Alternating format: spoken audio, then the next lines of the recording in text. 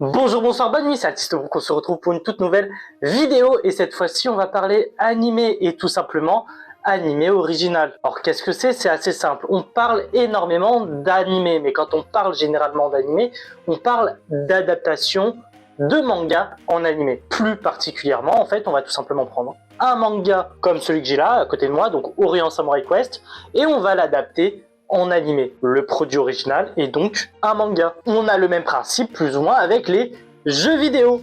Pokémon est un jeu vidéo originellement et il est adapté en animé. Ça a pour but généralement de faire vendre tout simplement le manga, le jeu vidéo, mais il existe des animes originales, donc des animes qui sont créés pour être un anime. Donc la version officielle, c'est l'animé. Et c'est de ça qu'on va parler aujourd'hui. Mais avant de commencer, deux choses. N'hésite pas à t'abonner pour rejoindre la Vongola Family parce que vous êtes énormément à regarder mes vidéos sans même être abonné. Et en deux, la petite question de la vidéo, comme d'habitude, quel est le studio d'animation qui a produit le troisième animé de la vidéo? Je te laisse voir la vidéo pour savoir de quel anime je parle.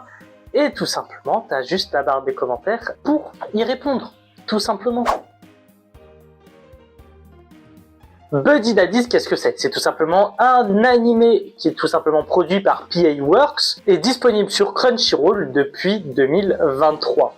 Ouais, c'est plus ou moins assez récent. Alors de quoi ça parle? On va tout simplement suivre l'histoire de deux tueurs professionnels. Alors, des tueurs professionnels, oui, mais des tueurs avec une petite particularité. Parce qu'ils doivent tout simplement s'occuper d'une jeune petite fille. Ils vont donc devoir allier tuerie, massacre pour leur mission, mais aussi innocence pour pouvoir faire grandir et éduquer la petite fille de manière la plus saine possible. Vont-ils y arriver? La petite fille va-t-elle comprendre quel est le véritable métier de nos jeunes amis? Mais ça, vous avez tout simplement 13 épisodes pour le découvrir dans cet animé qui mélange action, mais aussi comédie. Maintenant que c'est présenté, qu'est-ce que j'en pense au final de Buddy Daddies? Alors, faut savoir qu'à l'époque où c'était sorti, c'était très rapidement comparé à Spy Family. On a le contexte de mission, de tueurs professionnels, d'espionnage aussi, et d'éducation, de famille, de tout ce qui est en lien avec la parentalité en parallèle de cette mission qui met en péril leur vie. Donc ça, c'est normal, il y a du coup une comparaison qui est faite. Le problème, c'est qu'à cette époque-là, il y a eu une grosse fake news qui est sortie et qui a empêché plein de personnes à aller voir Buddy Daddies. C'est tout simplement parce que c'était comparé comme étant le Spy Family gay. Non les gars, il n'y a rien de gay, c'est juste deux potes à la base, deux collègues de travail qui vivent en colocation. Il y a eu un phénomène dans leur vie qui a fait qu'une petite fille s'est incrustée dans leur vie de coloc, en colocation, mais ils n'ont pas de sentiments amoureux l'un envers l'autre. Donc non, Buddy Daddies n'a rien dans Spy Family gay. Mais par contre, on est totalement sur une romance fraternelle, une romance amicale. Et ça, on valide, parce que c'est vachement intéressant. En plus de ça, en tant que père, parce que du coup pour la petite ça reste deux pères, on va les voir évoluer. Parce que malgré que ce soit des tueurs professionnels, ils deviennent malgré eux pères. Donc ils vont devoir s'occuper de la petite. Et justement, voir ce sentiment paternel naître chez eux, voir un petit peu les difficultés qui peuvent être confrontées à tout ça, et notamment le contraste entre je bute des gens, mais j'éduque quand même une gamine, c'est super intéressant. Parce qu'on allie tueur professionnel, tueur à gages, etc. à forcément une personne sans cœur et immorale. Est-ce que c'est réellement le cas ou pas? Tout dépend de la vision de chacun. Mais du coup, Buddy Daddies va mettre en évidence ça et va montrer un côté très attachant envers les personnages principaux. Donc là-dessus, si tu veux voir un petit peu tout ça, c'est intéressant à voir et à suivre. Mais le côté qui m'a vraiment le plus plu, moi, dans cet animé-là, c'est le côté où on a des personnages qui ont une vie avant, on a des personnages qui ont un vécu, mais on a des personnages qui ont été blessés, traumatisés, qui ont eu une pression familiale, une pression amoureuse, qui ont vu des personnes très proches d'eux mourir, etc. Et ça les a impactés. Et quand je dis que ça les a impactés, ça ne les a pas juste impactés en tant que tueur ou en tant que père. C'est littéralement toute leur vision du monde qui est remis en cause. Et le fait d'avoir une petite fille va rajouter une couche parce que certains traumatismes, certaines pressions familiales où tu fais la technique de l'autruche pour pas l'avoir et pour pas t'y confronter, au bout d'un moment, tu n'as pas le choix de t'y confronter parce que tu n'es plus seul, tu as une enfant que tu dois éduquer et si toi, tu n'es pas guéri, entre guillemets, parce qu'on n'est jamais réellement guéri, mais si toi, tu n'as pas réussi à aller au-delà de ça, tu vas juste éduquer un enfant traumatisé, tu vas juste éduquer un enfant qui va hériter de tes peurs, qui va hériter de tes traumatismes, qui va hériter de toutes ces problématiques-là que toi, tu n'as pas réussi à guérir. Et honnêtement, on va pas se le mentir, un enfant, ça le sent. Ce qui est sûr, c'est que 13 épisodes, c'est très peu cher pour un anime aussi qualitatif. Je ne veux pas de saison 2 parce que les 13 épisodes suffisent amplement. La saison 1, donc l'unique et seule saison, suffit amplement pour parler de tout ça et pour mettre un terme à cette histoire. SK8 Infinite, c'est un anime produit par le studio Bones et qui est disponible sur Crunchyroll depuis l'hiver 2021. Donc à mon avis, ça a dû sortir plus ou moins décembre 2020. Mais de quoi ça parle? On va suivre tout simplement l'histoire de Reki, un lycéen obnubilé et passionné par le skate, et notamment par la course S, une course assez dangereuse mais qui ramène énormément de monde et qui est totalement secrète. Ça, c'est simple, c'est parce qu'elle se passe dans une mine totalement abandonnée.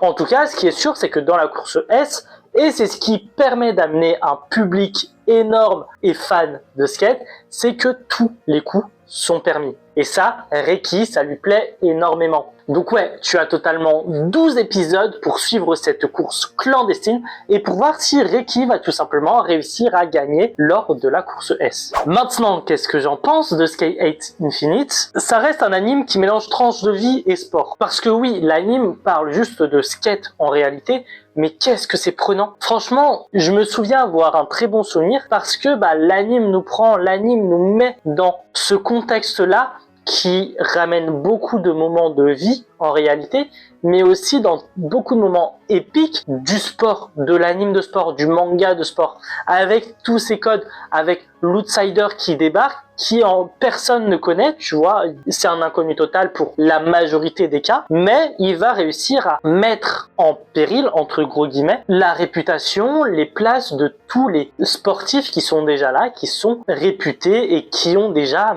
pris leur marque dans cette course. Mais au-delà de ça, on a réellement une aventure. Alors pourquoi une aventure? Parce que tout simplement, on a malgré tout un personnage qui n'est pas Reki, mais qui est un autre personnage qui va débarquer dans l'anime, mais qui n'est pas japonais.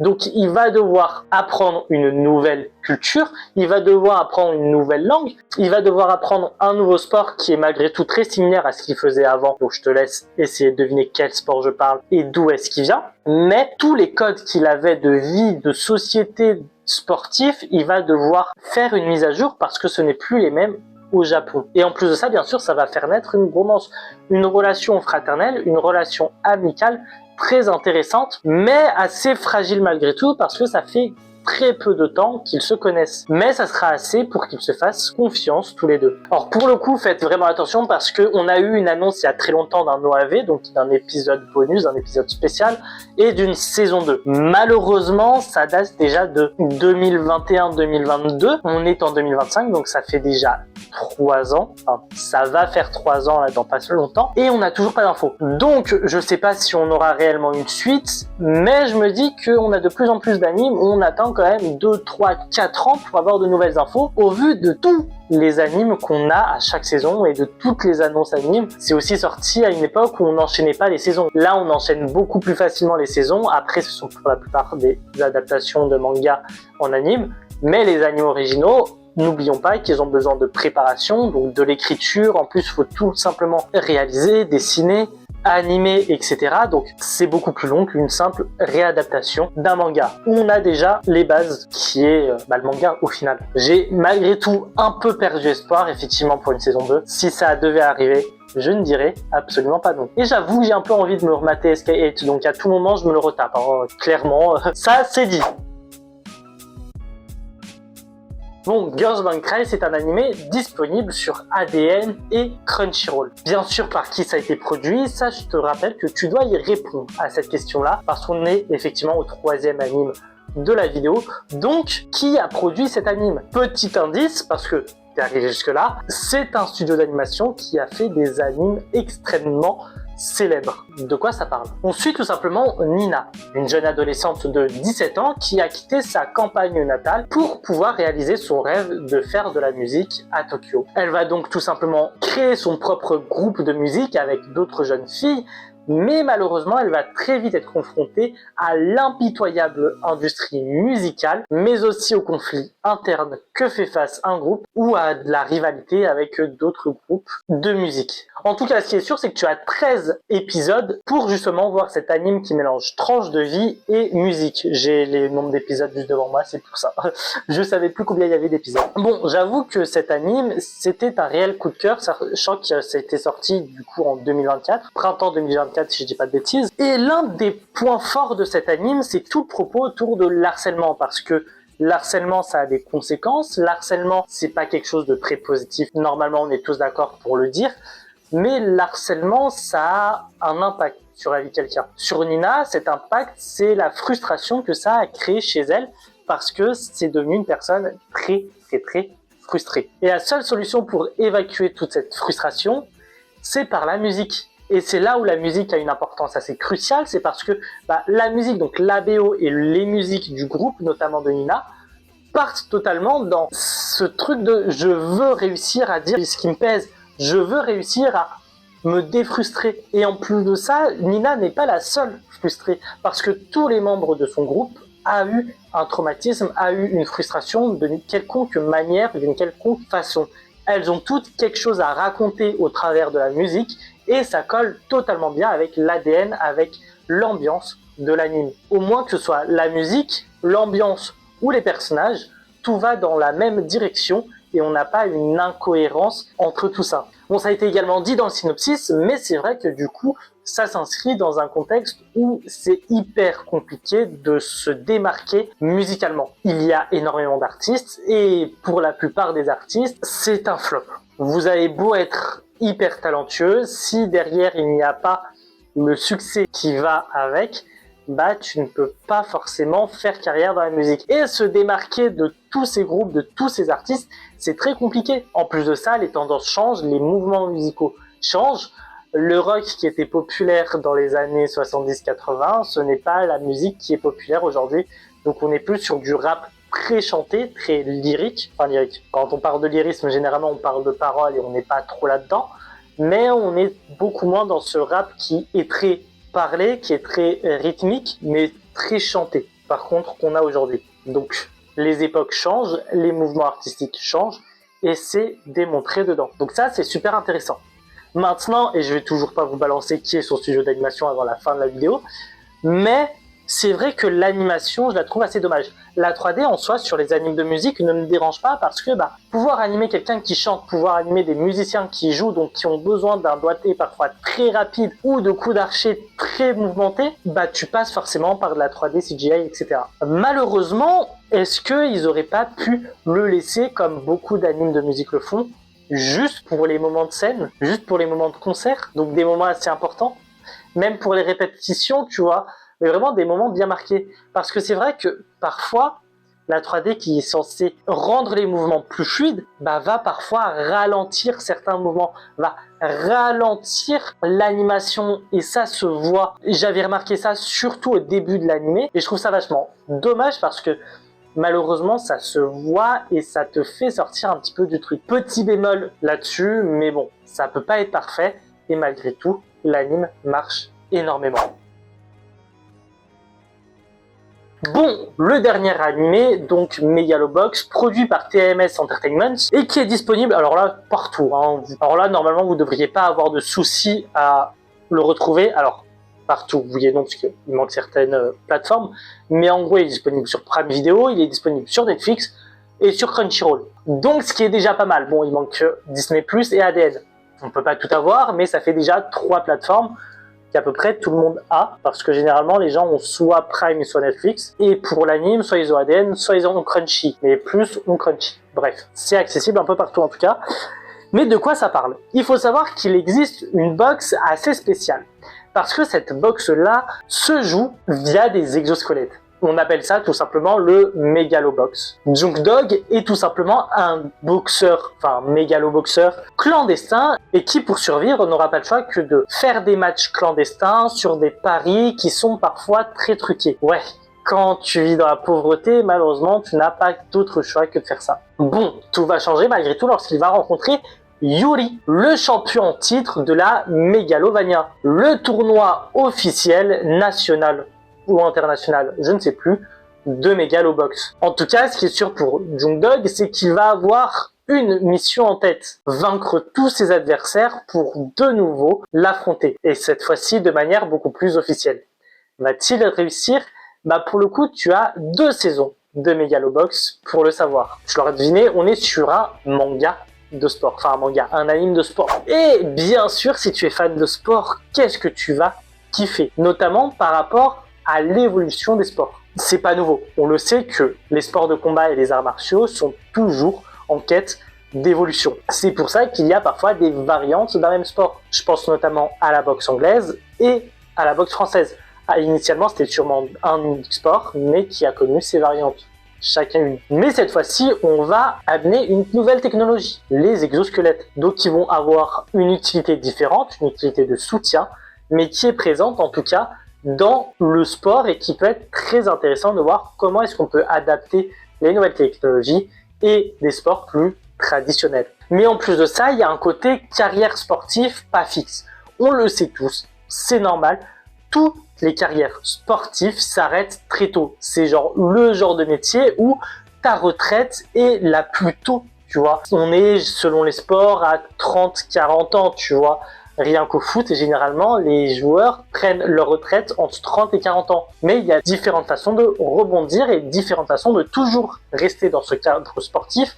Et ça, on le voit notamment avec la saison 2 de Megalobox. Parce que, il y a X ou Y raison qui a fait que certains des personnages, je ne vous dirai pas lequel, a dû arrêter sa carrière sportive et a dû faire autre chose. Donc, ça, c'est tout aussi intéressant. Mais là où tous ceux qui aiment vraiment parler de sociologie et de politique dans les œuvres, il y a tout un contexte hyper intéressant, et notamment les inégalités face au sport. Alors oui, il y a déjà des inégalités physiques qui sont propres à chacun. On n'a pas tous les mêmes compétences physiques, mais on n'est pas tous capables physiquement de faire du sport aussi. Au-delà de ça, là pour le coup, il y a aussi des exosquelettes. Donc il y a des moyens qui sont mis dans ces exosquelettes. Alors oui, un équipement ne fait pas tout, mais un équipement a un rôle quand même dans la performance sportive d'une personne. Donc si tu as un exosquelette de moindre fortune, qui ne vaut que dalle, c'est clair que face à quelqu'un qui a beaucoup d'argent et qui peut se permettre le dernier exosquelette, dernier cri, tout fonction, t'as pas les mêmes chances de réussite. Tu vois ce que je veux te dire? Donc il y a déjà toute cette problématique d'inégalité face à l'équipement pour pratiquer un sport. Mais au-delà de ça, il y a aussi l'inégalité sociale qui est vraiment présente. Parce que là où des gens qui ont pu vivre de manière normale, qui sont nés au pays, qui ont des papiers, etc., peuvent participer à des tournois officiels, il y en a qui sont sans papier, il y en a qui sont extrêmement pauvres et qui sont obligés de se coltiner les paris sportifs et les matchs clandestins. Pas par choix, mais par nécessité, car il faut survivre. On peut les blâmer ou non, on peut être d'accord ou non, mais en tout cas, ce qui est sûr, c'est qu'il y a une réelle problématique sociale qui les empêche parfois de faire autre chose. Megalobox, c'est vraiment un anime très hypant par tout son côté sportif, très intéressant en termes de politique et de sociologie également, mais c'est surtout un anime hyper touchant qui arrive à toucher un petit peu tes cordes sensibles.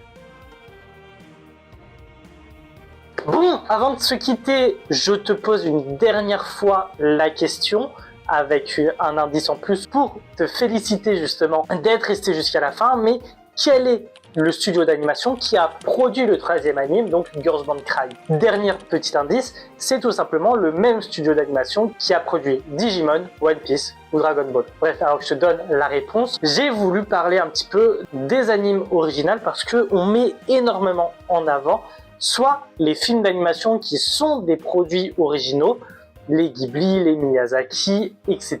ou parfois juste des films qui ne sont pas tirés d'un manga. Je pense notamment par exemple aux films One Piece qui sont des films originaux et qui ne suivent pas forcément la trame principale du manga, mais plus des séries animées originales, tu vois. Donc je voulais mettre ça plus ou moins en avant, surtout qu'on est sur des animes plus ou moins récents. Je crois le plus vieux c'est Megalobox qui date de 2018. Sinon, c'est que des animes qui datent d'après 2020, ce qui franchement n'est pas si vieux que ça. Et encore, à mon avis, on n'est pas à moins de 2021, avec Girls Cry qui était 2024, Skate 8 Infinite qui était de 2020, et T1, pardon, 2021, et Buddy Daddy 2023. Donc vraiment, très récent tout ça. Donc, voilà, je voulais un petit peu en parler. Maintenant que c'est chose faite, du coup, le studio d'animation en question, c'est le moment de vous donner la réponse, et ben c'est tout simplement la Toei Animation. Oui, célèbre studio d'animation qui a produit énormément de choses, encore une fois, telles que One Piece, Dragon Ball, Digimon, Dino Ken pour le remake, je crois qu'il y a Sailor Moon aussi, enfin bref, il y a beaucoup de choses. N'hésite pas à t'abonner pour rejoindre la Vongola Family et à activer la cloche de notification pour être prévenu dès qu'une nouvelle vidéo sort, à tout simplement check l'intégralité de mes réseaux sociaux, tous les liens sont en bio, n'hésite pas à venir me soutenir sur Patreon ou sur Tipeee. Nous, en tout cas, on se retrouve dès la semaine prochaine pour une nouvelle vidéo Pokémon et dès la semaine d'après pour une toute nouvelle vidéo manga, anime. Bref, à plus les brookistes.